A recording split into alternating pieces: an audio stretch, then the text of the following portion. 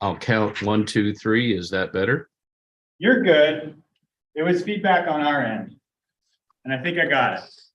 All right. If we're ready to begin, I've been informed by staff that applicant representatives and staff members are present to start the public hearing, so I will do so. Okay. And I see.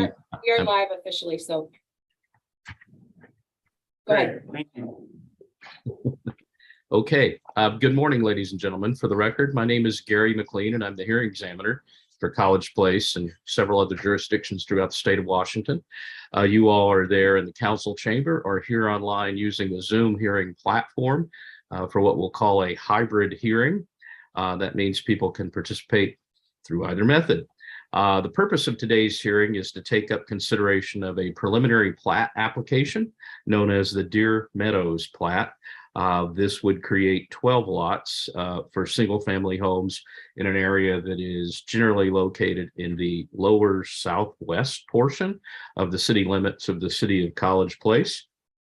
As city codes provide, the city's hearing examiner is delegated responsibility to conduct an open public hearing, to consider applications like a preliminary plat application, and to consider staff recommendation, any recommended conditions, applicant input, the application materials, and any comments from interested agencies or regulatory bodies or members of the public, neighbors, and people like that.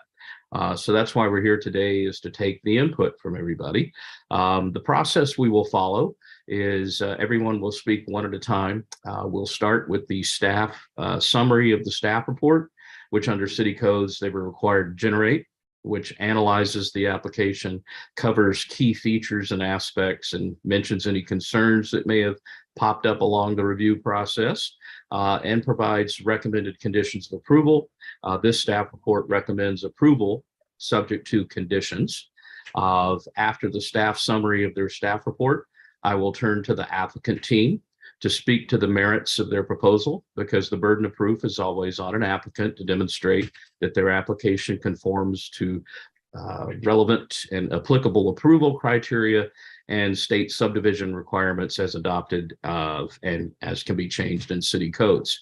And then I will turn to members of the public that might be present in the room or here on the online hearing platform to make their comments. Anybody that will be speaking today will do so under oath, and I will administer the oath one at a time when you're recognized to speak. Because I see some people in the hearing room, and I know you took time out of your day to be there. I will recognize people in the hearing room first during the public comment portion of the hearing, and then I will turn to anybody who's on the online platform to speak. We'll handle that when we get to that point of the hearing. I said you'd be under oath. Let's see. Anybody that's got written comments or anything that you've already submitted to the record, they're already there. If you have something to hand up that you would like to add to the record today, do so during your public comments, and we'll assign it an exhibit number and allow the applicant team and the staff team to address it in any responses. After the public comments are received, I should have said that, I will turn to the applicant team and the staff team to follow up and to respond to any public comments and questions that might be raised by comments. During public comments, it's not a question and answer ping pong match. Public comments are just that, comments. If you have questions or concerns about the project, please lay those on the table as part of your comments. And once all the public comments are concluded, then I turn to the applicant team and the staff team to address those. So that's the process we will follow. All right. Mr. Rickard, are there any procedural issues that I need to be aware of before we start your testimony? I do have two attendees online that are staff related. Daryl Moore is our on-call city engineer with JEB Engineers. And then Robert McAndrews is our public works director, who's attending remotely. Reed Colwell, our city attorney, is here live, and then myself.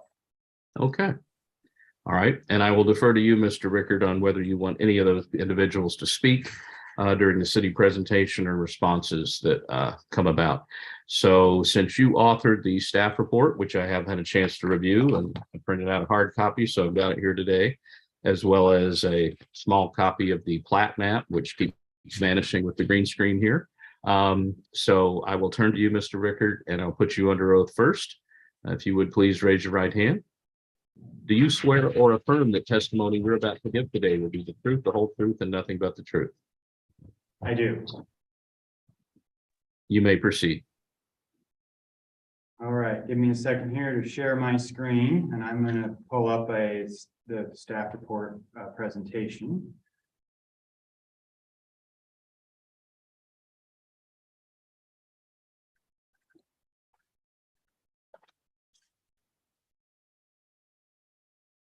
Okay, this is the opening slide. Gary, Mr.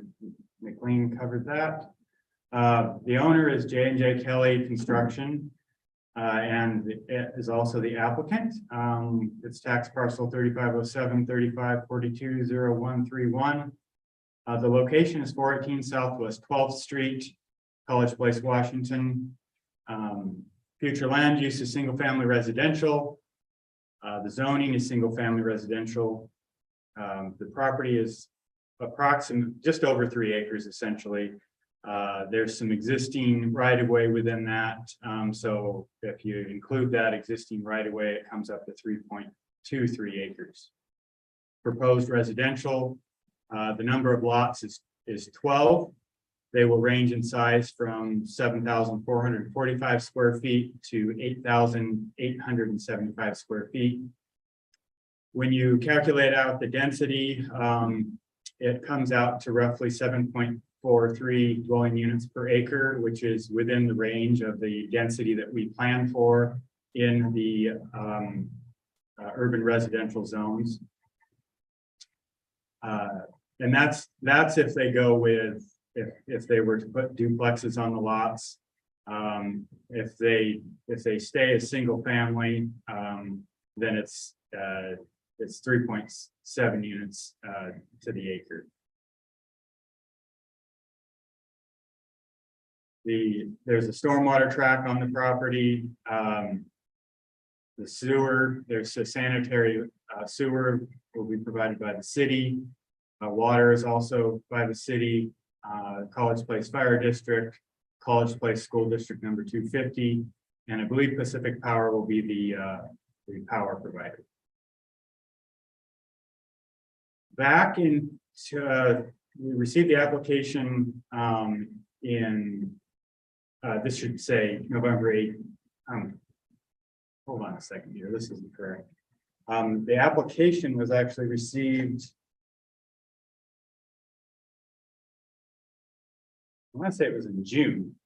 I'm going to have to get a correction on that. That is not correct. The application was received in earlier this spring in 2022. Oh, and it was deemed complete July 20th, which is Exhibit 3. This is a replat of Lot 4 of the Mark Meary short plat that was completed in 2020.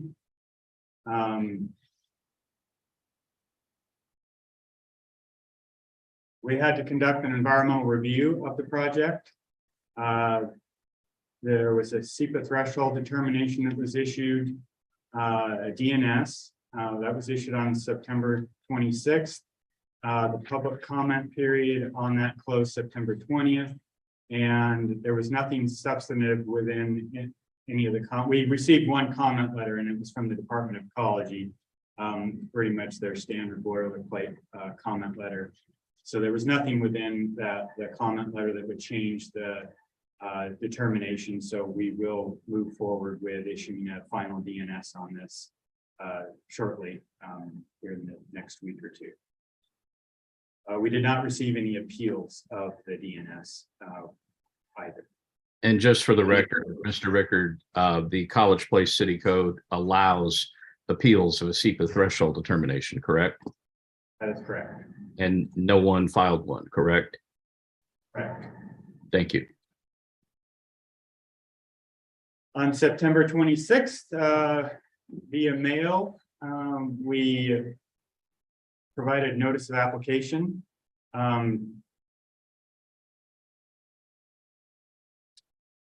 To 18 surrounding property owners within 300 feet of the site. Also on September 26th, we posted a notice of application at the site on 418 Southwest 12th. Also on the 6th, we published a notice of application in the Walla Union Bulletin. And we also notified over 50 state and local entities that have interest in development in the area, including utility providers of the application. So neighborhood characteristics, as I mentioned earlier, this is lot 4 of the Mark Murray short plat. I've highlighted it in red. You can see that there is a Davis Avenue right-of-way that was dedicated back in 1892 that splits up the parcel.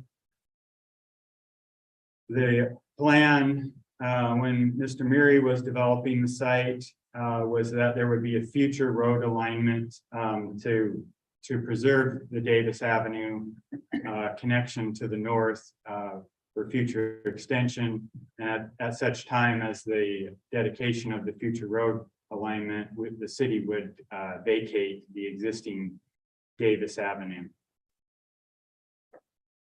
The developer has, for the most part, their proposal of the future road alignment is very similar, if not the same, as what Mr. Murray had proposed originally. Currently, the property is just in grasses, and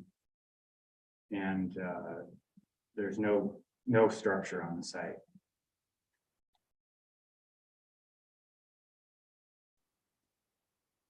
So the comprehensive land use in the comprehensive plan, the land use is single family. You can see that in all of the yellow areas surrounding the site.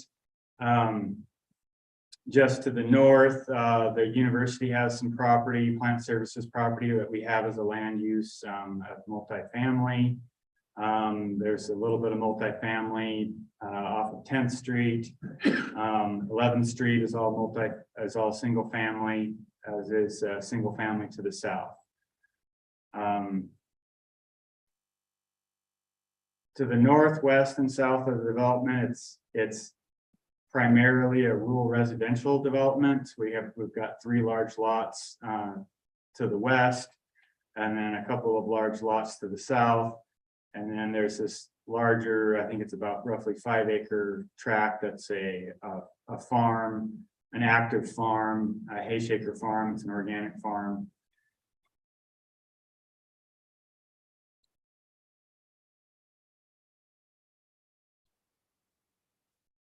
To the north, directly to the north, well, I'm going to go in a clockwise in a circle around the site and identify all the properties. To the north is an unincorporated area that's highlighted with this orange around it. It's just under 5 acres. It's owned by Terry and Neva Black. They are in attendance today at the hearing. The creek goes through the middle of it, Garrison Creek, and then there's a residence on the site that the Blacks occupy throughout the year.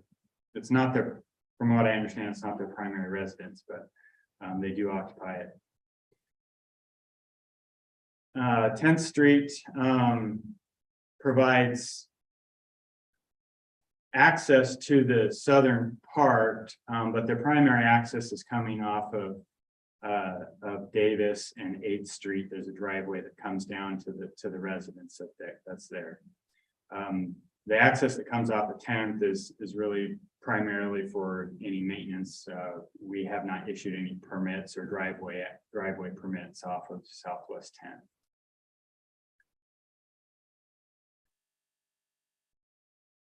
Just to the east of the Blacks property is the Ledbetter property. The Ledbetters actually own three parcels that go all the way to Bade. Their primary residence is at 220 Southwest 10th. There's a vacant building, vacant residence that's been unoccupied for the 18 years that I've been here, and I'm sure long before that. And then they have this field area that's undeveloped.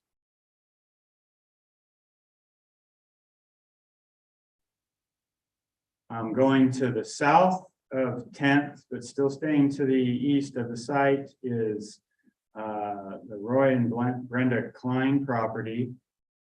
It's just under 2 acres in site. It has a residence on the property and some outbuildings. They have some horses and hobby farm type of setup there. This property sandwiched between unimproved portions of Southwest 10th and unimproved portions of Southwest 11th. And then just south of 11th is the Alicia Silver property. It's 0.77 acres. Again, its primary access is off of the end of the improved portion of Southwest 11th, but most of the frontage, actually all of the frontage along it is unimproved. There's one residence on the site back here in the corner. That's about all there is to talk about with that site. And then we will go to directly to the east of the site here, and off of 12th Street is the Hewitt property. Its property extends up and actually prevents the 11th Street right away with connecting with the future extension of 11th. I call it a half of a Christmas tree. When you look at the survey, it's kind of a triangular piece. Their primary access is off of Southwest 12th, and the Southwest 12th improvements and just to the east of this site. So it's all unimproved frontage, no sidewalk, no curb. Then south of Southwest 12th is the Mark Meary property. There's 2 pieces here that he owns. It's approximately 5 acres. A boundary line adjustment was just completed, actually, that separates this home off of on basically 1 acre site, and then the remaining 4 acres that Mr. Meary plans to do a short plat on, I believe. And then south of that site, and all of Southwest 12th in this section on the south side is unimproved. South of the Meary property is the Llewellyn property. It is provided access via, I believe it's a 20-foot access easement. This is an active farm. It's Hayshakers Farm. They also purchased a couple years ago this railroad right-of-way. And so there's potential access to Southwest 12th through this part of their property. And then moving to the west is the 3 roughly 1 acre lots that were part of the Mark Meary short plat.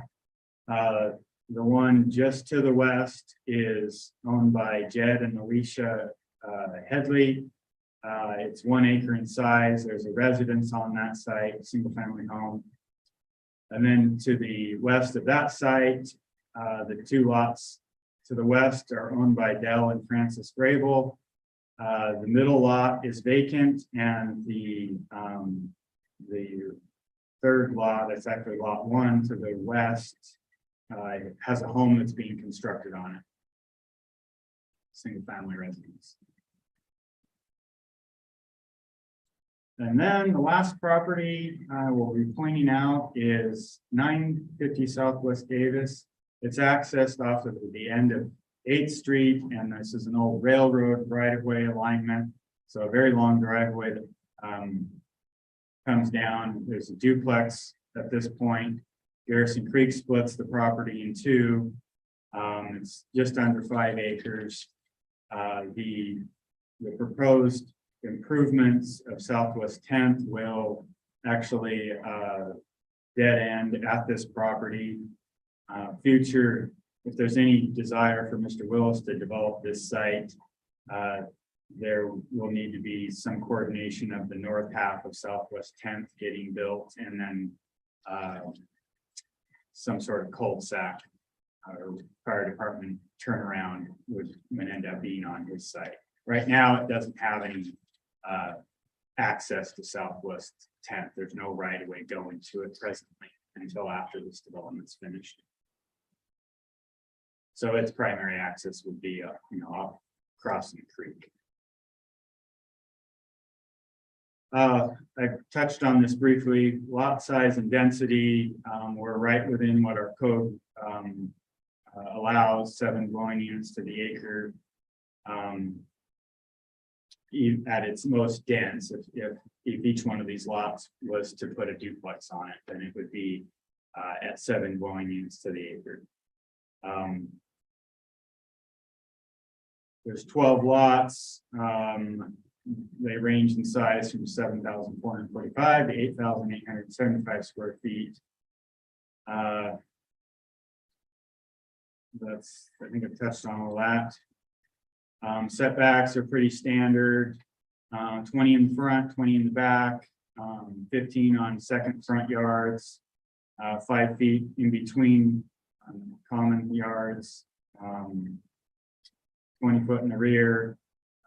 Accessory buildings or ADUs can go as close as 5 foot to the back and 5 foot to the side.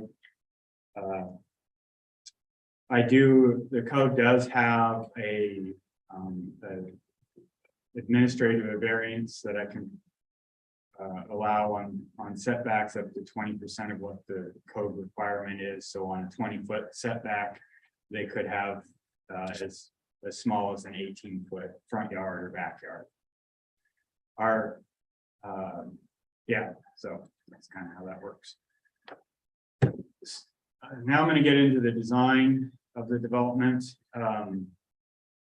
The streets will be public. Southwest 12th will provide primary access.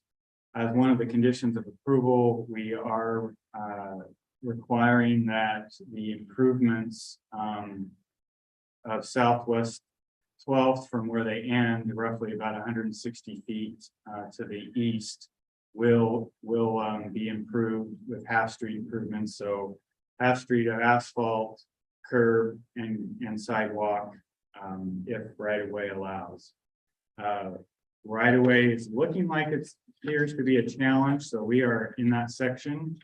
The way the surveyors are looking, it doesn't look like there actually is even room to get the curb in the existing right-of-way. But however, that being said, the city is in discussions with the Hewitts of acquiring the necessary frontage right-of-way from the Hewitts, because it's very important from the city's perspective that since this is the primary access, that at the very least the north half of that road get improved because of the additional traffic. We also are looking at acquiring this. It's kind of hard to see, but at 11th Street is that half of the Christmas tree that I was talking about right away. That's just for since we're negotiating with them about getting right away, we want to get it now. It wouldn't affect this development because we are not asking the developer to connect 11th Street or put that through. We would leave that to future development of these sites if they ever choose to develop. So the existing Davis right-of-way will need to be vacated. There's again, it's kind of hard to see that there's a strip of land that by the way, this is rotated. North is over here where the language is. This area will be vacated. There will also be some right-of-way that would need to be vacated to the Klein property because that's adjacent. So at some point between the decision being issued on this project, on this application and final plat, the city council will need to vacate that right-of-way back to the appropriate property owners. Again, we have the new Southwest Davis alignment provides most of the access to the lots. It's a 36-foot wide road that allows for parking on both sides. The west side of the road will have a planting strip and a sidewalk. The east side of the road will be curb tight sidewalk. Southwest 11th, as I mentioned, will only go to the eastern property line.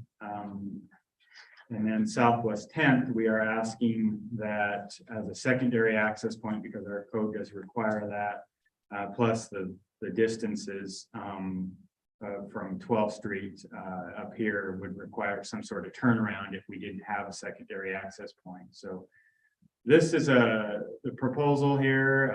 City's actually very pleased with is to have a 25-foot paved road, which will allow two-way travel, and it'll tie in with the end of Southwest 10th improvements. There will not be curb or gutter on this road, nor will there be sidewalks. The developer will have to plan to capture the stormwater from the road in some sort of swale that will be worked out in final design. And then the extension of Southwest 10th to the westernmost property and to the Willis property is the half street proposed road. Our code allows that. So from basically the center line, there'll be at least 20 feet of asphalt. No parking would be allowed in that section. And then there'll be sidewalks. At such time as any of the property to the north where the Blacks live or where the Willis property wants to develop, the developers will have to figure out and provide the north half of that road and make those improvements. Mr. Rickard, while you put that slide up, there was a question I had, so I might as well just throw it out. And if you want to answer it now, that's fine. If you want to cover it later, that's fine. It has to do with sidewalks. Yeah, I was having a hard time telling on the Plat illustrations where sidewalks are to be required. And I thank you for showing it on this illustration. What I'm interested in is that portion of 10th that moves towards the east. I understand this property owner, the applicant, does not own that land, but why was the decision made not to have sidewalks on that portion leading out to where it connects to 10th, particularly with respect to concerns about sidewalks that might be used by school children going and coming to any schools or playgrounds or things like that in the area? Yeah, absolutely. I can answer that question right now.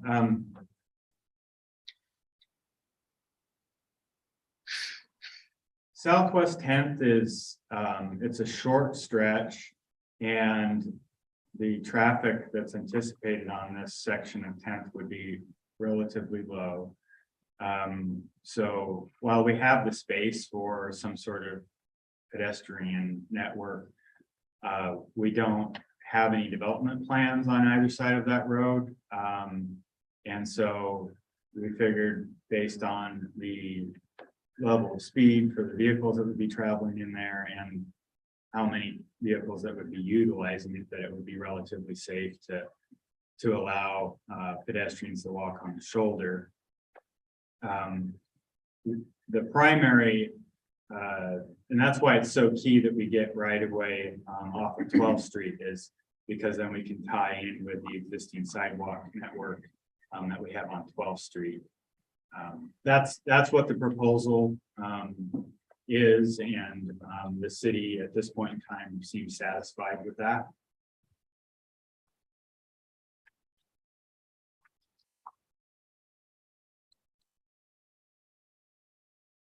We asked the applicant to provide a trip generation letter. We didn't feel, based on the number of trips that would be generated by this, that it would be appropriate to require a full traffic impact analysis. College Avenue recently was reconstructed, and then I want to say 2020, the city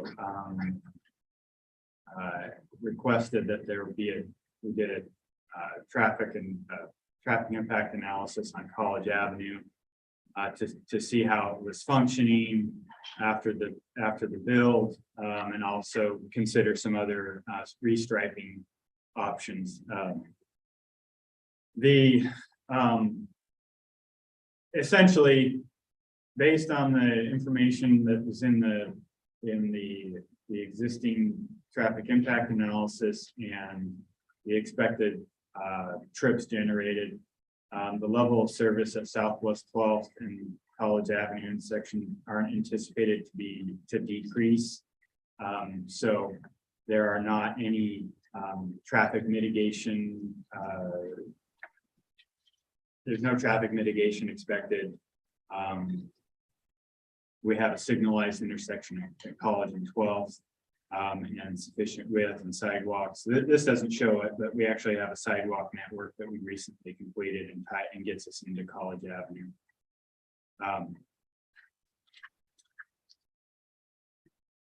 Utilities, there'll be a water will tie in with the 6-inch water at the end of 10th Street and loop down.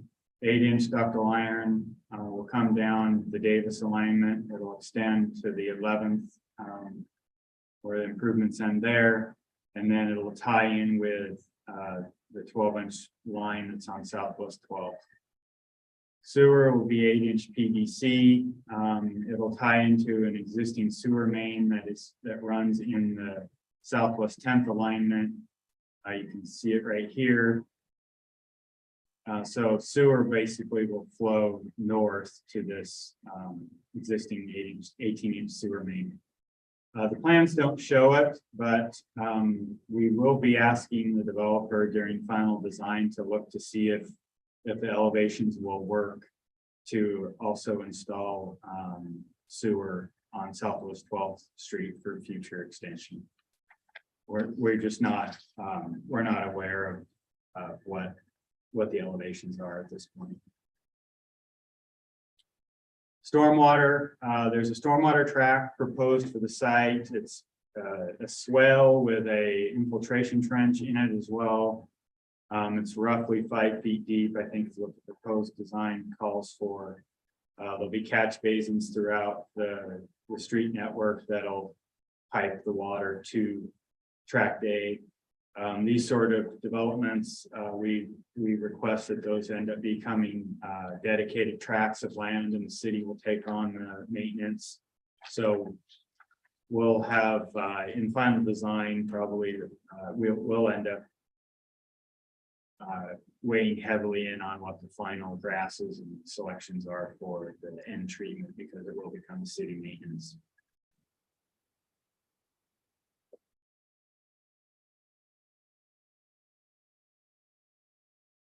This is just kind of a blown up section of what I just, in case there was any questions on the utilities.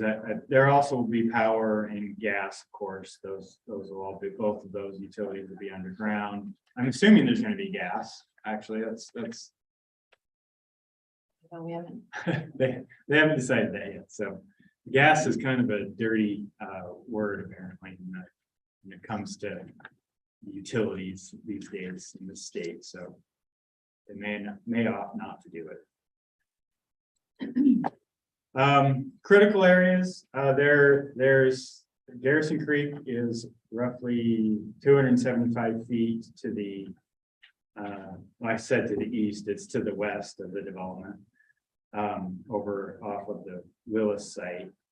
And then of course we do have soils that are moderate to high for susceptibility of liquefaction. So all of this kind of pink area is moderate to high. So that's the reason for the geotechnical report.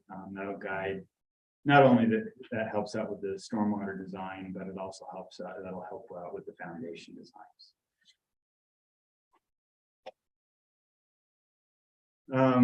These are just common to point out some of the conceptual design documents. We have Exhibit 1, which is the preliminary plat survey. There were a few iterations that we went through on that, and we ended up with this final proposal here dated to August 29th. And then we have the master utility plan dated August 24th, a geotechnical report. Actually, this is actually dating back to the Mark Murie short plat from 2018. And then the stormwater calculations for their proposal on the stormwater facility. Typically at this stage, we have a letter from our fire marshal where he would, state that this development meets his requirements. Our fire marshal is out on extended medical leave, so we're relying on our on-call engineer to do that fire department access review. And so the fire marshal is expected to be back, hopefully, by the time we get into final design, and we'll provide any additional feedback as necessary. For instance, the exact locations of hydrants and things of that nature, no parking signs, whatnot. Our And public works director- just for the record, Mr. Rickard, in this instance, one of the primary issues I've seen in the city of College Place and multiple jurisdictions throughout the state is access. And I note for the record, this proposed plat already has two defined access points, which more than satisfies International Fire Code standards on that subject. It gets tricky where there's just one and you have more than a certain number of lots. And there's also the possibility on this plat that, based on future development, I guess 11th could provide a third means of access. So just looking at this, I don't see where fire code issues are going to be much of a problem based on my understanding of the fire code provisions in effect and applicable in the city of College Place. That is correct. The 2 points of access is very helpful in this instance. The fire marshal has seen the preliminary plans, but he's just not in a position to write a comment letter, giving his approvals. And Mr. Rickard, how much more time do you have? You've had over a half hour here. I think I'm getting close to wrapping up. Okay. Public Works Director has seen this, and it certifies that the proposed street networks and sewage disposal and water supply systems are adequate to serve the needs of the subdivision. And he recommends approval. Our city engineer, JUB Engineers, is Daryl Moore, and he also has reviewed this, and there's Exhibit 13 has some high-level comments, but nothing that can't be dealt with in that final engineering, but he does recommend final plat approval. We did not receive any written comments at the close of deadline on this September 16th. We do have some people in attendance that I'm imagining will speak at the public comment period, public testimony. Staff recommends the hearing examiner conditionally approve this preliminary plat based on findings and conclusions 1 through 8 and conditions 1 through 17 of the staff report. And that concludes my presentation. Okay. All right. Thank you, Mr. Rickard. Now would be an opportunity for the applicant team to speak to the merits of your proposal. So if someone would introduce themselves shortly as the primary representative for the applicant team, I'll put you under oath and let you start.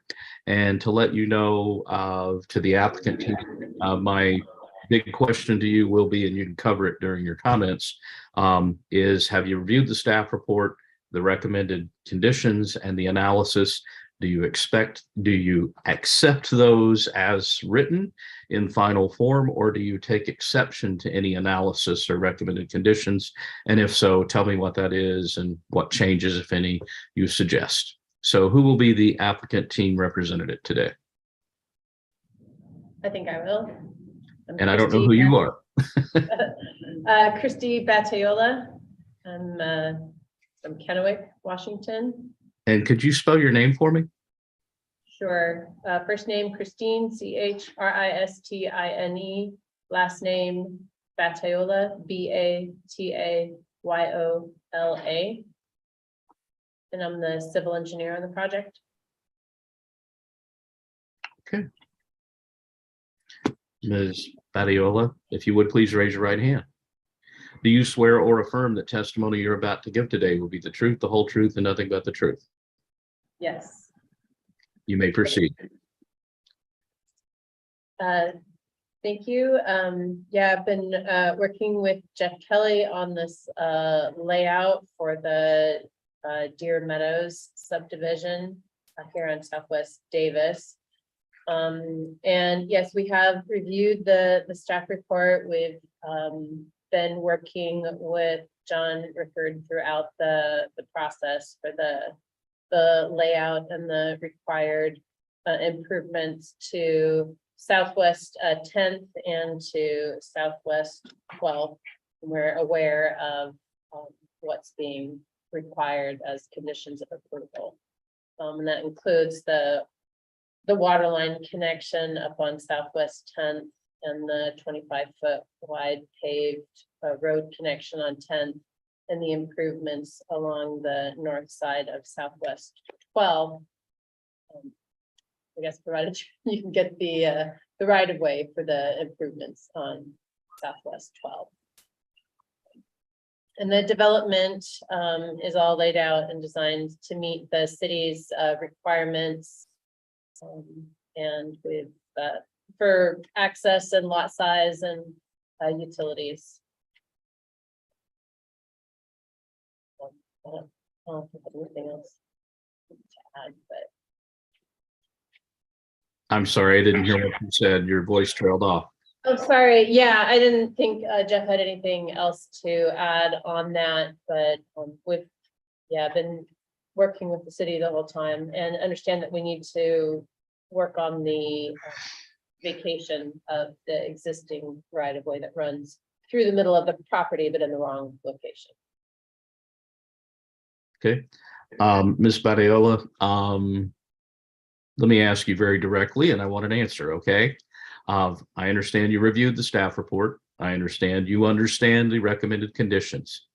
Does the applicant accept the staff report as written, including the conditions of approval? Yes. Thank you. Is there anything else from the applicant?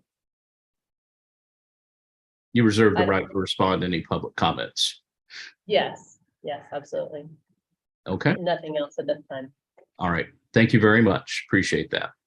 All right. Now would be an opportunity for any members of the public who are present today, either on this online hearing platform or there in the hearing room. So, Mr. Rickard, I will ask you to let me know. I'm going to ask now, are there any people in the hearing room that would like to speak today? Please raise your hand. We have one person that would like to speak. And if you could help them find the microphone where they can be heard and where the camera can see them, if that person would come forward, and when you get there and I see you, if you would please introduce yourself and spell your name. Eva Black, spelled N-E-V-A, Black, just like the color B-L-A-C-K. And there we go. What's your first name again? Eva, N-E-V-A. Thank you. Neva Black. Ms. Black, if you would please raise your right hand. Do you swear or affirm that testimony you're about to give today will be the truth, the whole truth, and nothing but the truth? Yeah. You may proceed, ma'am. Actually, I kind of have a couple of questions. I did miss where the public plantings were going to be. I think we mentioned somewhere there's going to be public plantings by the right of way or something. And Ms. Black, you probably heard me explain, this is not a question and answer session. This is for your public comments. So go ahead and lay your questions on the table. And after I hear from everybody, I will turn to the staff and the applicant team to address comments as well as questions. So the floor is yours. Go ahead. Okay, I'm sorry. I have a question about on 10th Street. Is there going to be will there be a barrier there? Because there'll be a lot more access here, a lot more people coming in. And I wondered, is there going to be some a fence line there? It looks like there's some X's there, but I can't tell if that is showing that that's a fence line there. That would be on the north side of 10th. Is that, do I understand that correctly? If you look on, because oftentimes when you put in a subdivision, they'll have some sort of barrier or fence at the the border of that, and I'm not seeing if that's required here. Ms. I Black, think- again, this is not a question and answer session. Make your question. Don't ask them to answer right now because I'm not going to ask them to do that. Wait Okay. until after everybody else has made their comments, and then I'll ask them to answer all questions at the same time. Okay? Okay, so my question, so my comment then is that as a landowner directly north of this, I have concerns about having a lot more people coming up here and accessing my property. So then so my comment, I feel like there should be a barrier there. Okay. Does that make sense? I understand your comment. All right, thank you. Thank you, Ms. Black. I appreciate that. All right. Are there any other individuals in the hearing room who would like to speak regarding the application? Please raise your hand if you do.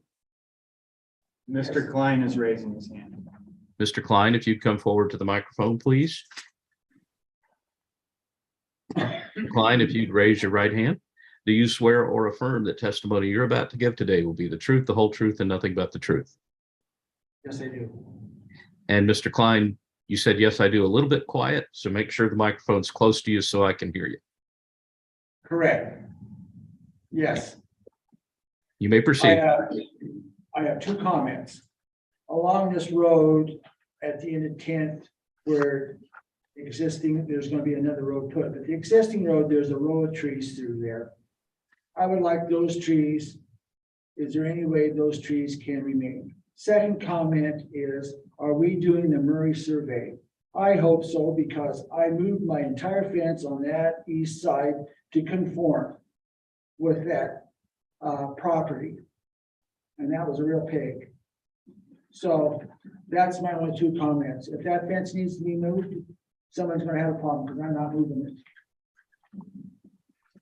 Thank you, Mr. Klein. And Mr. Rickard, just because you mentioned it, the staff report, and I apologize, I didn't hear it. Is that Roy Klein? Yes. Thank Roy you. Klein. All right. Are there any other individuals present in the hearing room who would like to make comments? There are none. Thank you. Now I will turn to any individuals that might be participants on the online hearing platform that may have signed in on the internet or used their telephone.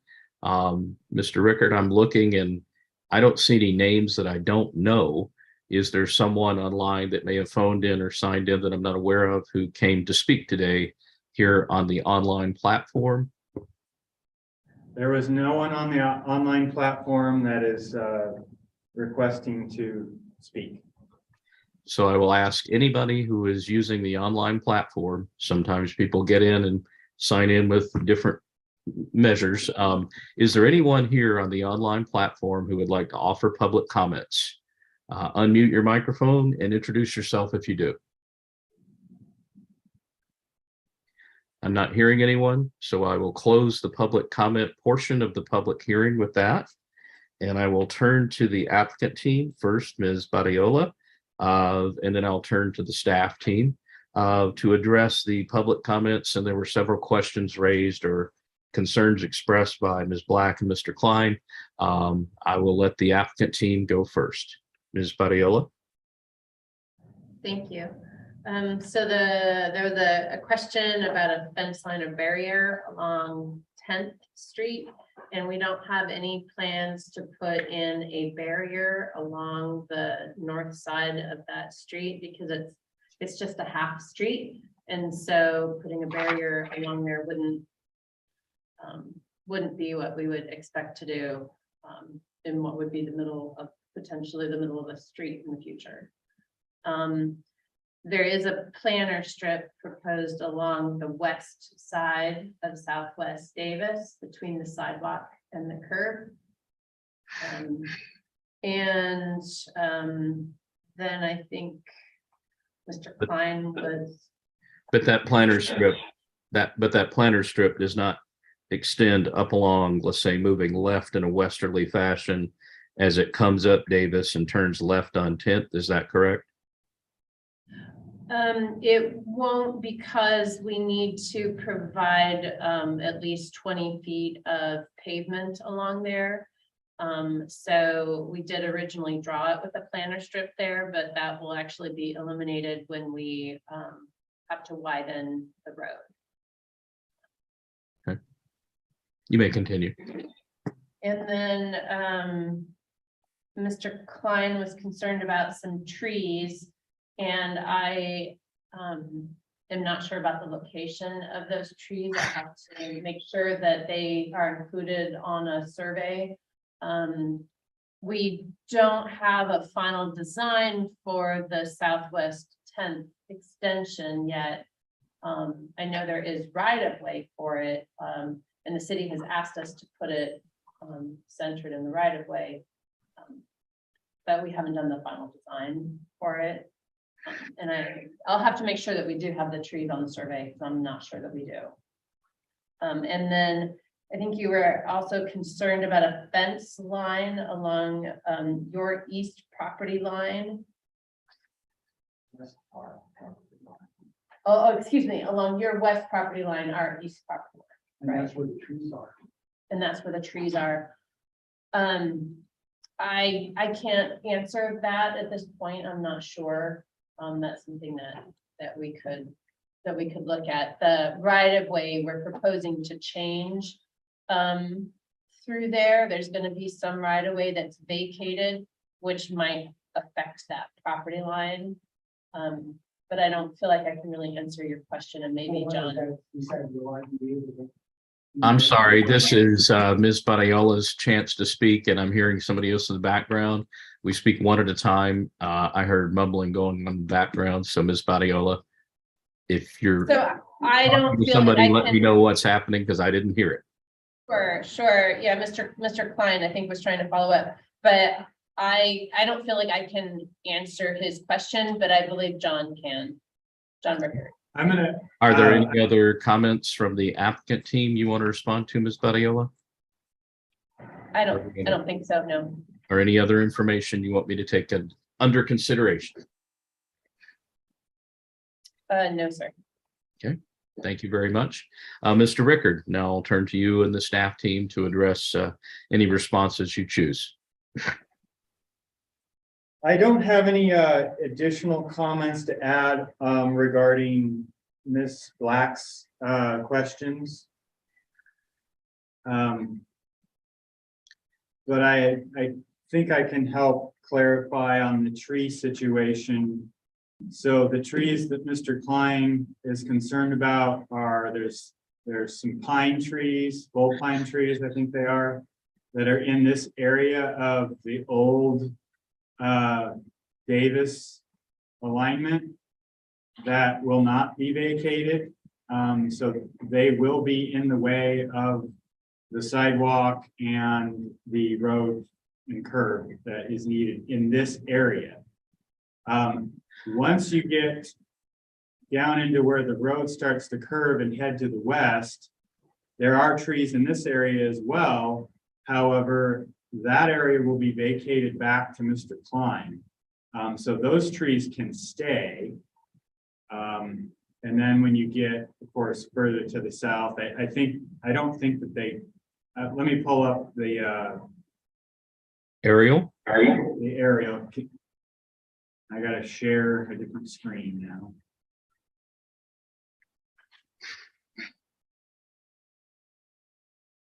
Stop share. Share. Okay. So, ignore this orange line. This is supposed to represent the old right of way, but it's actually shifted to the west, and this is the area where the old right of way is that will remain. So you can see these trees here. This is a 2020 aerial. So when we get down into this section, this area is going to be vacated. And Mr. Rickard, because there is a digital audio recording being made of today's hearing, and that is the official record, not the video. So as you point at things, if you would describe what you're pointing at.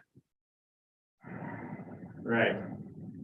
I am pointing at trees in an aerial that are within existing right-of-way of the city. The 1892 right-of-way that was dedicated. So if I understand you correctly, there's a line of trees that kind of runs diagonally, moving from a northwest position to a southeast position. And there are some trees that would be in the new roadway, which are now in the unvacated right of way. And then there are other trees in a portion of the right of way that is to be vacated if the city council chooses to do that, that would be vacated to the benefit of Mr. Klein because he's the abutting property owner. Is that what you're saying? That is correct. Anything else, Mr. Rickard?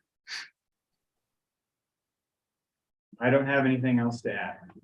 I have a question regarding Ms. Black's concern about a barrier or fencing or something where her property immediately north of this plat and across from the 10th right of way.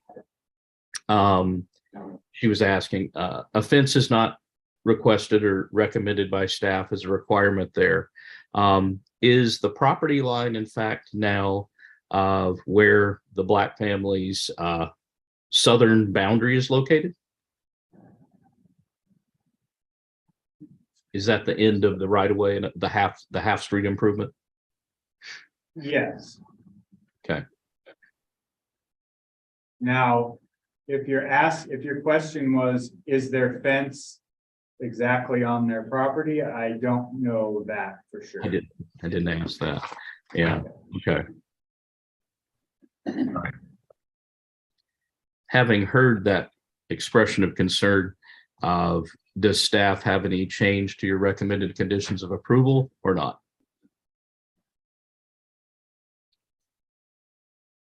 Not to our recommended conditions of approval. I think it warrants a little bit further discussion when you get to the northern termination of where Davis improvements will end. It's possible that a barricade might be appropriate there just to kind of signal that this is like the end of So you're saying the western terminus, the city might put a barrier up saying future right-of-way extension or something like that? yeah, or a type 3 barricade or something like that. But it would be very uncommon for us to require a fence to go down the middle of a future road alignment or right of way. There is the 1892 right of way that was dedicated that goes up alongside the Black property that has never been vacated, that the city, would want to be able to maintain access to if needed. And so I can't see us requiring a fence be put along the north side of the new improvements. Okay. Anything else? There would be nothing prohibiting the Blacks from fencing their property.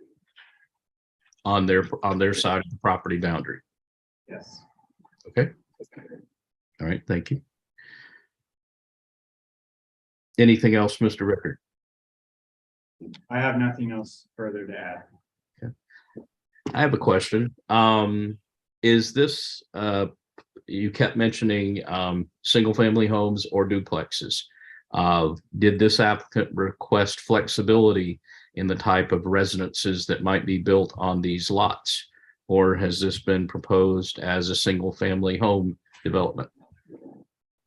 The applicant has not asked for any flexibility because the zoning code allows for either single family homes to be built or duplexes.